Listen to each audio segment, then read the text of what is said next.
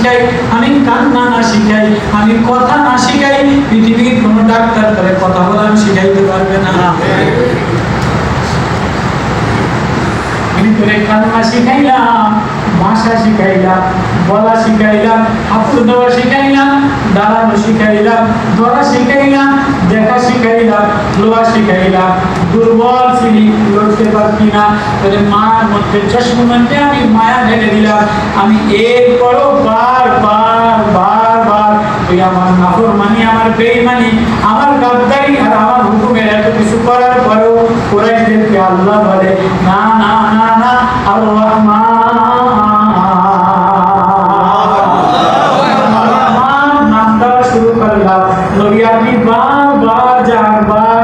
যান এই কুরাইশদের কাছে বারবার যান, যদি ওরা আপনার কষ্ট দেয় আমি শাস্তি দেওয়ার উপযুক্ত শাস্তি দিতে পারি, পাথর মারতে পারি, পাথরের বৃষ্টি দিতে পারি, আগুনের জ্বালাও দিতে পারি, কিন্তু আর রহমান, আমি যে আমার রহমান নামটা শুরু করলাম।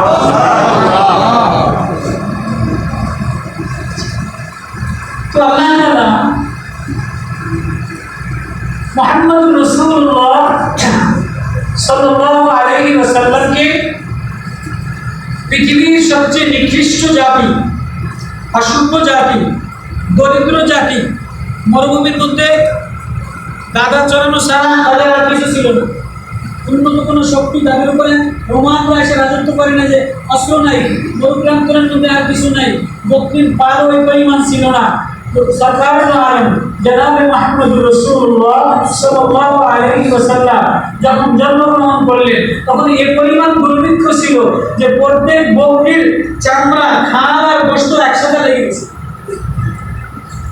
তাইফে, সাদিয়ায়, ইয়ামানে, সারা